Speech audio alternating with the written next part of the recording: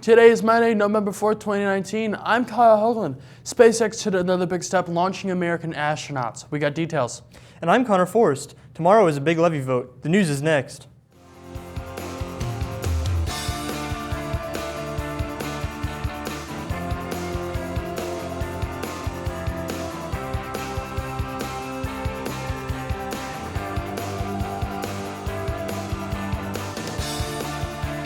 Are you interested in playing basketball? Tryouts start right after school. This is your chance to play hoops on the big stage. Grab a friend, take a chance, try out. Tryouts start at 5 p.m. in the gym.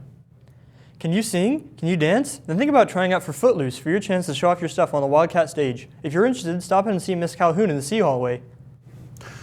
Just a reminder, the first quarter is over and the semester ends at Christmas break, which means December 20th. Math tell us that Thanksgiving break is a week. We have 6 weeks before the semester ends. Be sure to get caught up on all of your classes and because before the break, we'll be here before you know it. You know what civil engineering is? It's not just talking about manners. It's a study in planning of cities and towns. Want to know more? Then come to the auditorium at lunch, where the STEM Academy and BSU are sponsoring a talk by Dr. Nick Hedma, chair of the Civil Engineering Department of Boise State, who will give you the lowdown on this fascinating topic. It's Monday, and that means it's time for another What About You, where we learn about the folks around us. Following the chance to learn about Miss Madam Ford, we'll have Get Your Fill with Mr. Diplock. Roll tape!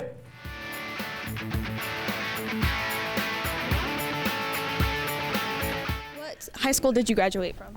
New Meadows. Where is that? Do you know where McCall is? It's about 10 miles from McCall. What's your first date? Oh, goodness. Chris Brunig from Council. What did you guys go and do? We went to Council and we watched a movie, and that was my first kiss. Oh, my friend didn't believe me, and I dumped him like a rock, right? So she thought he was cute. So she's like, "Can I date him?" Okay, sure, go for it. Who was your best friend in high school? Definitely Misty. We were like this. What is your favorite high school memory? Graduation, getting the hell out of there. Your worst high school memory? Every single. You're welcome.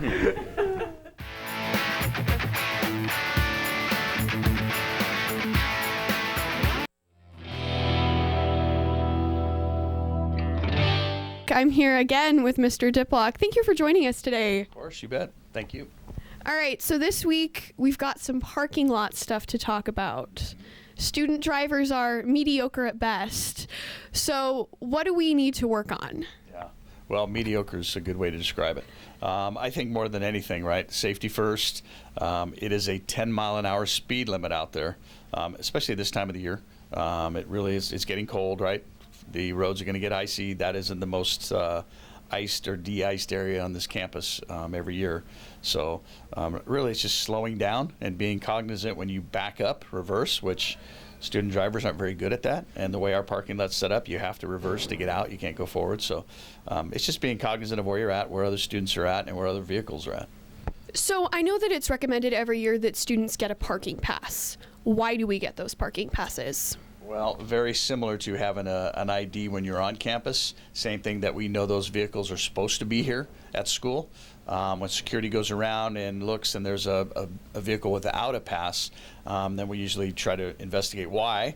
And that's where Officer Workman sometimes will get involved and run a license plate and see if it's a student we know. But again, it's so that we know that those cars are permitted to be here. Can we be ticketed in the back parking lot if we're speeding?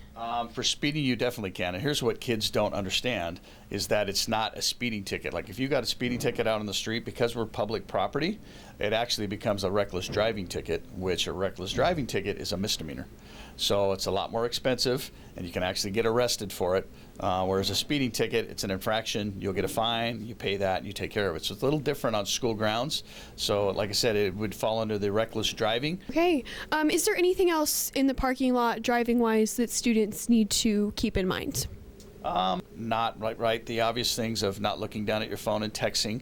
Other things when you're going around the back end, and you'll notice we have poles out there, and we have poles at are out there but aren't in place because people have done that exact same. They've come around a curve, they're looking down, or again, as we start moving forward into winter, it gets really slippery and it's very deceiving where you don't know. I've been out there myself where you're just coming around a corner and your car starts to slide, and then as new drivers, you panic and you start turning the wrong way, and then from there, the next thing, people are stuck under ropes. So we don't want that to happen. Again, speed is the key. If you're going slow and you're being careful, you'll be fine.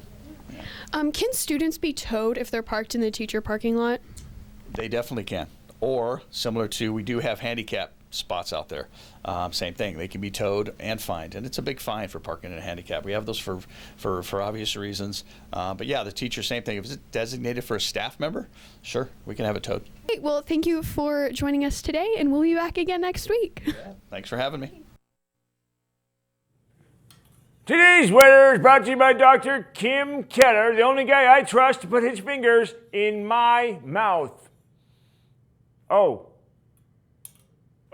weather, yeah, a high of 58, that's almost 60, and a low 25. Not cold enough to freeze a toad, but close. Am I out of focus? That was weird. I didn't feel out of focus. High tomorrow is 60. Yeah, 60. And stagnant air warning, be careful. And let's see, 70, 27. 27 is a low. Look, I'm out of focus again. Woo, woo, woo. Yeah, try and focus me, I dare you. Well, whatever. Back to you, guys. When voters in Nampa head to the polls tomorrow, they will be asked whether or not to approve a $12 million supplemental levy that will go towards schools in the district. District representatives say that the majority of the funding will go towards a new curriculum, staff, and building upgrades. Citing fixing leaking roofs and other issues, the district says facility improvements will also improve tighter security. We've been trying to get secure lobbies in all of our schools. Assistant Superintendent Russell said the vast majority have them, but there are a few more buildings we would like to do that in security cameras as well. Russell also says that a portion of the $12 million will go towards extracurriculars. SpaceX has demonstrated its latest Mark III Crew Dragon parachutes will work even if they don't go quite to plan. On Twitter, the company showed off a short video clip of the payload landing on with only 3 or 4 parachutes deployed, saying it beats a goal that the CEO Elon Musk had set last month. We certainly want to get at the least on the order of the 10 successful tests in a row but before launching astronauts, he said. So that seems like we're behaving of the parachutes is consistent. It is across 10 successful tests. Next up, a launched abort test where the capsule will fire on board rockets during a launch and fly to safety. The SAT word of the day is nullify, which means to make useless, cancel. You could use it in a verb like this. In 1986, after discovering that its athletes were being paid to play, SMU had its football program nullified. That's the news, and thanks for watching, and remember, Live the Wildcat way.